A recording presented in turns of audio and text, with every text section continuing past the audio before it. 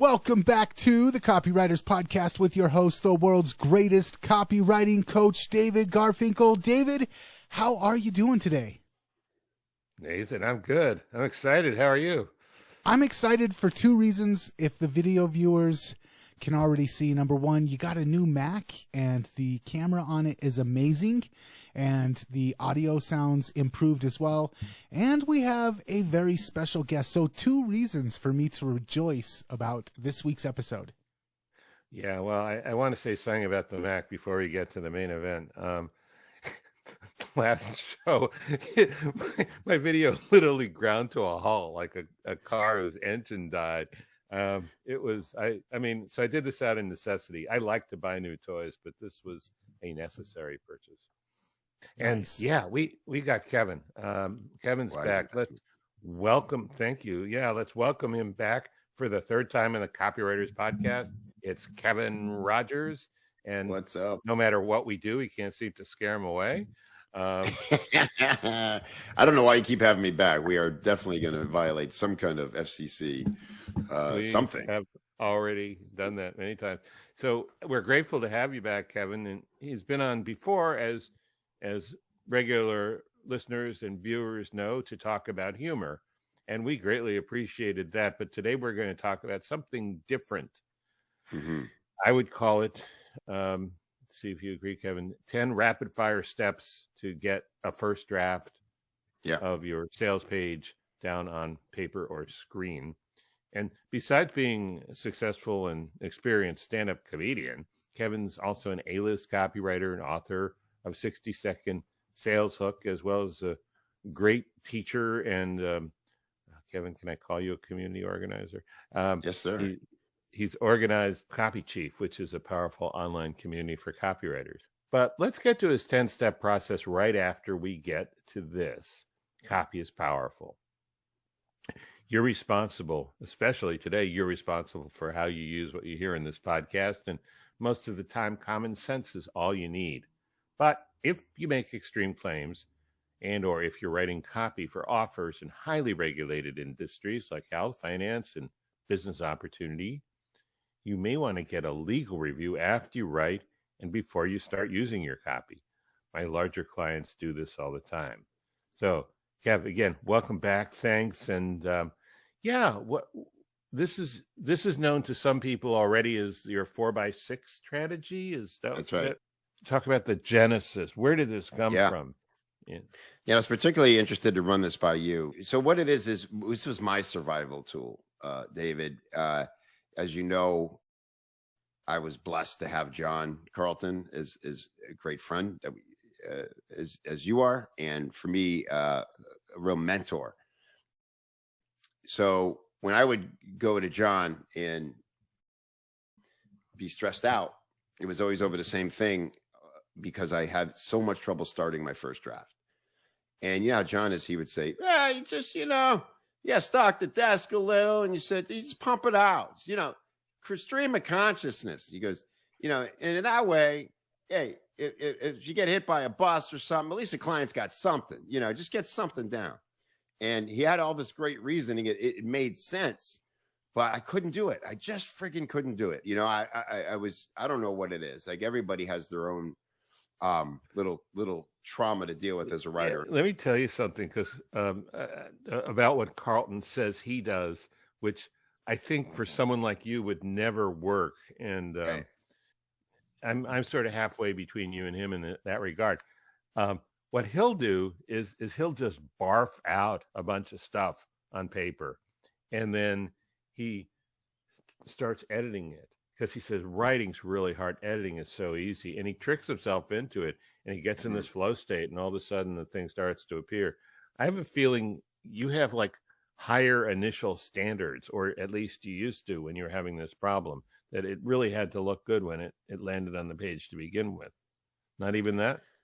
I guess I don't know. I honestly don't know what to attribute it to. I think of it as resistance, like Pressman talked about, right? In War of Art. And it's funny, Dave. It was so bad I couldn't even finish that book because I just reading about and thinking about the resistance made it worse. That's how much anxiety I had around that first draft. And so I realized a few things would help. One is that I would stop taking it seriously, and I would write a spoof of the actual copy I was supposed to be writing, and I would like an onion version of the actual sales copy, stuff that would have gotten me in a lot of trouble if it somehow got released even to the client. And did you ever accidentally hit send? Oops.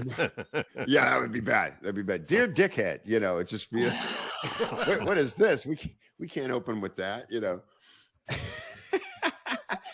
and so very important to go back and change the beginning. So that would kind of get me past overthinking it.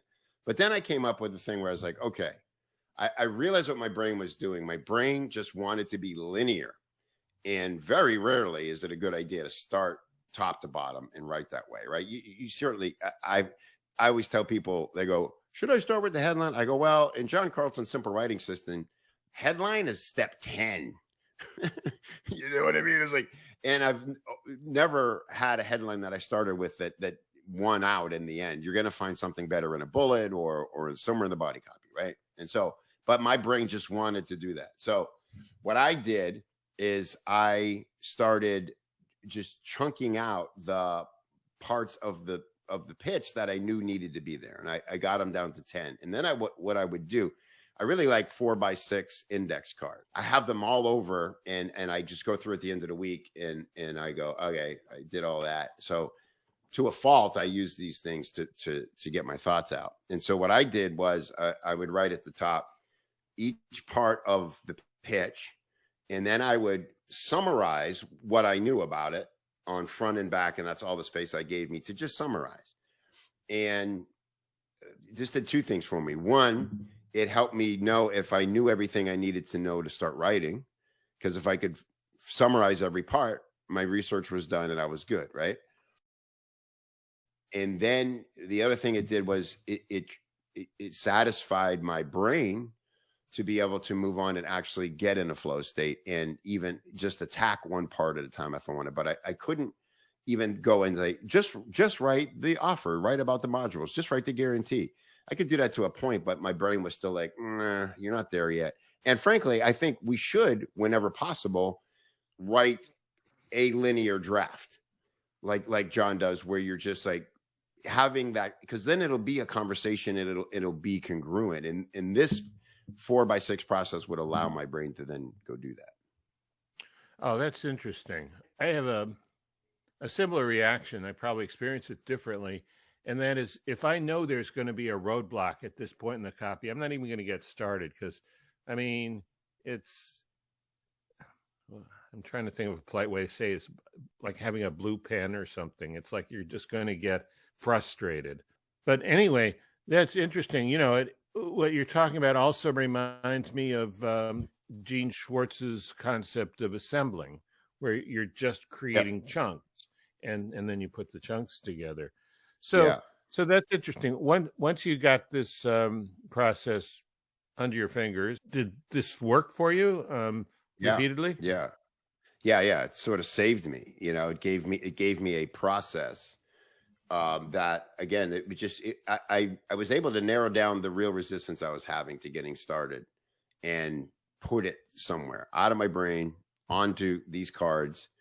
And then I could write. The other thing it does that now I've been using this so long, now when you just need a good enough sales pitch, and this could be in an email, this could be in anything you need to put out. You're not beating an agora control with just this, but I can now write a solid, thorough sales pitch in under 60 minutes using these cards. In fact, for the sales page for this, we just had our copywriter, Nick, write the page people are reading and time himself. So he, screen recorded it with Lumen. You can see the timer going, and it took him from filling out the 10 parts to actually doing the writing top to bottom about 42 minutes or something to finish the sales letter, right? For people out there maybe who aren't as experienced or as self-demanding as you are. But you said that the most practical use for this is if it's a product where you know the audience, you know the features, you know the benefits, maybe even you've written something before and you have to come up with a completely new ad. Right. Is that how people, I know you're going to get into the details, and I really hope you do, but is that how people are getting the most frequent benefit use out of this method? I think so. I think it's that way. If they're already, like for me, again, with me and what Nick did, we live in the product every day. And so we don't have to wonder, how do we talk about who the guru is? And how do we talk about, it's just there. And then the only parts that change, as you'll see, are things like, are the bonuses different? Are we value stacking differently? Things like that. The other cool thing about it is, particularly applying it to email copywriting, sometimes you're making a direct offer, and you really just go, okay, what do I need to know about that part of this pitch? And then you can focus on that and just make that offer. I think that's how most people use it, though. It's they either to start a big project, to make sure they've got their research done. Is there any piece of knowledge I need that's integral to this pitch that I need to go spend more time on? Because sometimes that one part could be what's holding you back from getting in the groove. Is like, there's something you don't know. That makes sense. Yeah. So, all right, do you want to start to walk us through what this thing actually is and how it works? Sure. I just want to say that there's an incredible value, not just in copywriting, but certainly in copywriting, in being able to break a big problem into smaller, discrete chunks. Because, a lot of people just sit down, they work themselves up into a fever, a sweat, an anxiety attack, maybe. Right. And that level of energy gets them to spill something out, and it's still missing the stuff they were unconsciously worried about to begin with. Right. This is a little more tedious than the thrill of the last minute, but a hell of a lot better. Yeah, for sure. Like, I just think, and that was what it did for me, is allowed me to get ahead and not be freaking out and panicking at the last minute. It's just, and like John said, even if something happened, life events happen, if all I could give the client for some crazy reason, because I did not miss deadlines, is another thing John put into me. You just don't miss deadlines. But if something happened, I could at least give them something to use or work with, or hand off to another copywriter, And so that's comforting. All right, so let's go through it. And David, again, I'm just really interested to get your thoughts on this as the world's greatest copy coach, because it'd be interesting. I guess what I want to hear most from you is, like, after I go through the 10 parts, instinctively sort of like what's missing, and like then what are the bigger things you kind of need to focus on. I think there's a great lesson in that as well. The other reason it works out to call it the 4x6, by the way, are there are two sections. There's 4 things, and then there's 6 things. Okay. There are 4, what I call essential questions, that every single piece of copy it has to answer. Otherwise, your prospect's brain will not let them continue. Right? We'll have a open loop that'll kill the sale. And then we have 6 sort of optimizers that increase the urgency around buying now, or helping to increase the value. Okay, here we go. So number 1, we'll just call it product, and it's simply, what is it? Like, what is this thing, and what will it do for me? And again, that seems like the most elementary thing in the world, but I continue to come across promos and I'm going, what is it? Just tell me what it is. So, how cleanly can you describe what it is and what it'll do for your prospect? Okay. Number 2 is presenter. Who's behind the product? Who are you, and why should I trust you? Number 3 is the problem. What problem does this solve for me? I like to call this section, why can't I live without it? This is where we start to ramp up the conversation a little bit. And then the final of the 4 is proposition. This is also, I think of as the timeline. What result can I expect, and when? This is the number one of the 4 that I see missing the most. It's like, make it clear what kind of time proposition we're talking about for me to get a result. Yeah. Can you tell me the name of number 3? Problem was number 3. Thank you. It's kind of similar to John's classic. Here's who I am. Here's what I've got for you. Here's what it'll do for you. And here's what to do next. It's not quite that simple, but similar. All right. So from there we go into the 6, and these are the 6 amplifiers. That number 1 is value. Always very important to show me how it's better than the alternative.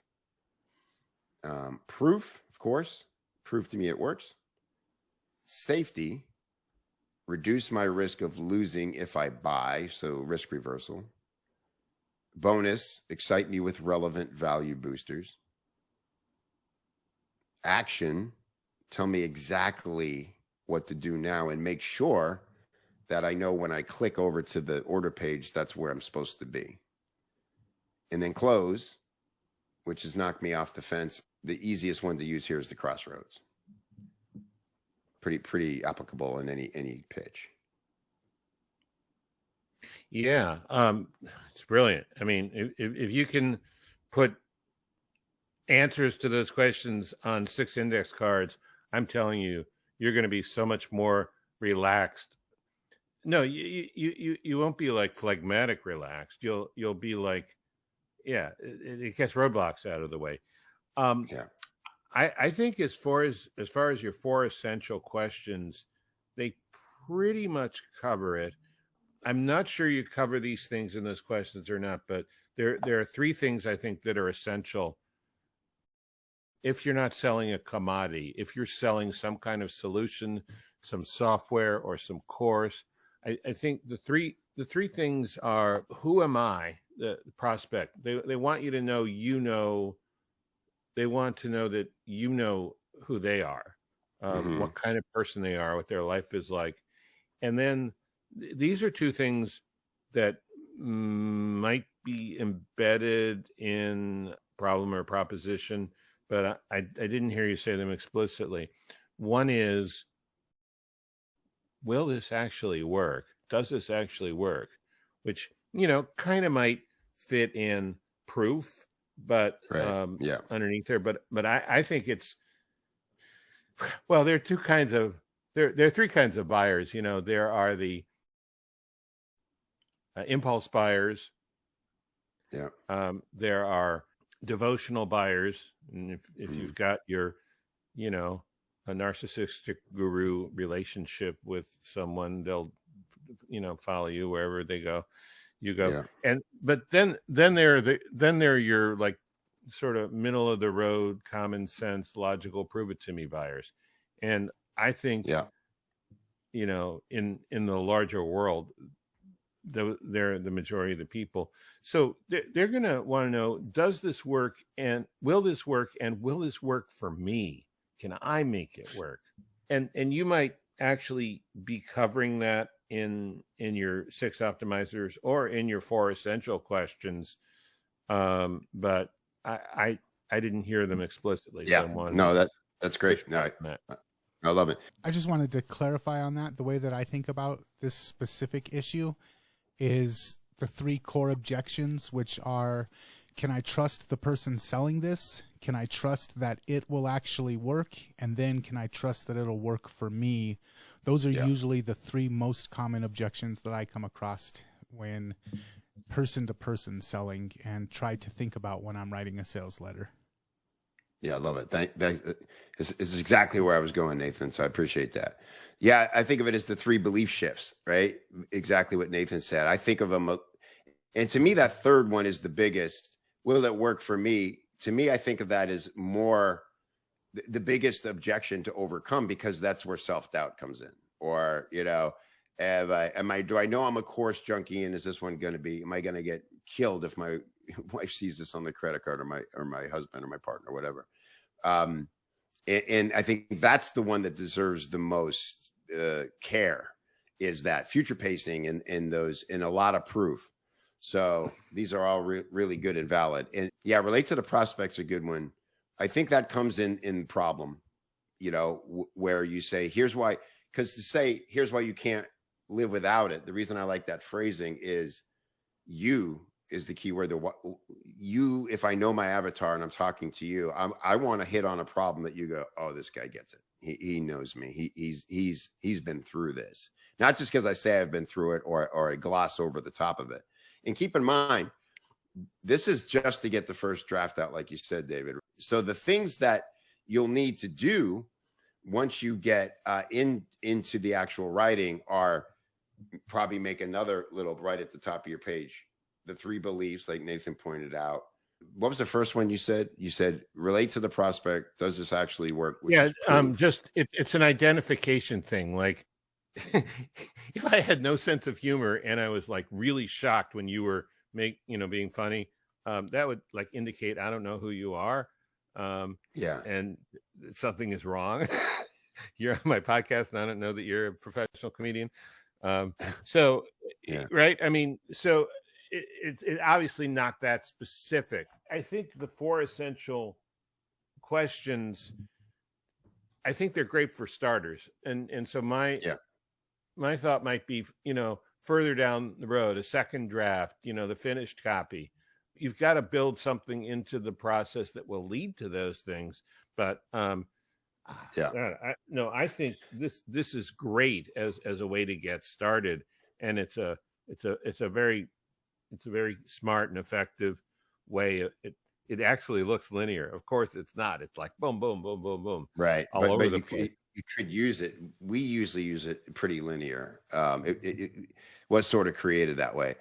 So the belief shifting to me is the big one that you have to, once you get your first draft down, what I would do is like, okay, now I've got this down. I've got the fundamentals.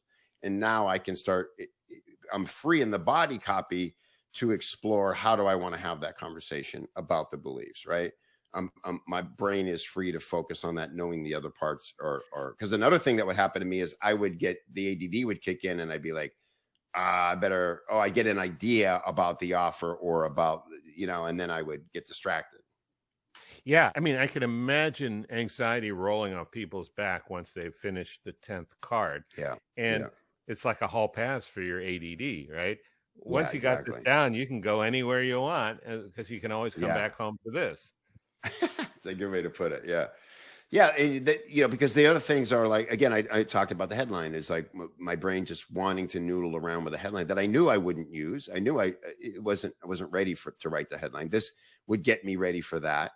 And the other thing it would do is if I needed a big idea, it would allow me to now have that session free of distraction that there's other parts I haven't considered yet. It's sort of like the fundamentals are there. And now, okay, what am I saying? What argument do I want to ultimately make to my jury here? And what is the big idea I'm going to open with as the leading counsel on that proposition, right? That negotiations. It's kind of maybe an unacceptable risk to think about that stuff if you're afraid that you're not going to have the fundamentals to rely on. And it's also a reasonable fear to think, oh, shit, if I start working on a big idea and a closing argument to my jury, I'll never get around. I'll be so far down the road, I'll never even, it's going to be like going back to kindergarten to come up with these 10 things. I'm not even going to want to do that. Oh, That's going to be boring, right? Right. But you think about it, it's like, even if, I like this analogy of a court case because that's your proof. That's your evidence. Those are your exhibits that you're going to really, that's your case. Like that's the foundation of it. If your opening statement stumbles or something and you're like, I give him a C on the opener.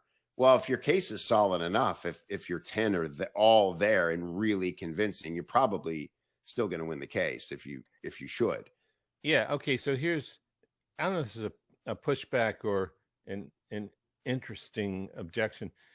If these are your 10 exhibits, and I think that's perfect, you need to get the judge to admit them, to allow them into evidence. Mm-hmm. And by the judge, I mean the critical part of your mind that says, well, I don't know how safe it really is, or I'm not sure that's a good bonus. And, you can start getting in all of these critical arguments in your mind, or you can just say, we're going to let all these things into evidence. We can strike them later if we need to. Yeah, which is great. And that's, again, a thing I love what John says about that first draft. It should also be outrageous, the outrageous first draft where you're going to walk it back. You're going to walk it back. And, it's so much better to walk back bold copy than to try to pump life into lame copy. Right? I think it's impossible to pump up lame copy and make it work, make it credible. Well, it's probably possible. It's way too much work. No, it's much better to do it that way. All right. Well, this is great. I see we're close to the end of our time. Let me ask you, I should have asked you beforehand so we could have put it in the show notes, but if people want to buy your 4x6 method, where do they get it? That's a really good question, David. Is it not available anymore? No, it 100% is. It's our this has been our cold traffic product, so it's only $27 to get the whole system and some incredible bonuses, and it's safe because you have 30 days. No, it's I will get you guys the link because I don't know it offhand because it's a cold traffic link. You know what I mean? So I don't.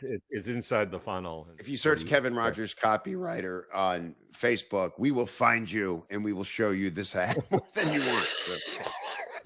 Okay. Yeah, there'll be a little drone. Let's say, show me your credit card number, please. Yeah. Hovering outside your door when you come. Okay, guys. As always, Kevin, a wealth of information. Thank you for coming to the show and sharing this with us today and just hanging out. I always enjoy your attitude and your comedic special qualities that you bring to each interview. And if people do want to find out more about you just in general, Copy Chief, is that the best place to go? Copychief.com. You can find the podcast there and everything else. Awesome. Again, thank you for coming on, David. Thank you for putting this together. And if you want to catch more episodes of this podcast, you can head over to copywriterspodcast.com. And any closing thoughts, gentlemen, before we're out of here? I like what I heard. I'm going to steal it, but I won't resell it as my own. How about that? You're going to swipe the 6x4. I'm going to, I'll call this 6x4. You have to turn the cards this way. All right, guys. Unique. We can patent that. Yeah. Until next time, we will catch you later. See you guys. Thanks.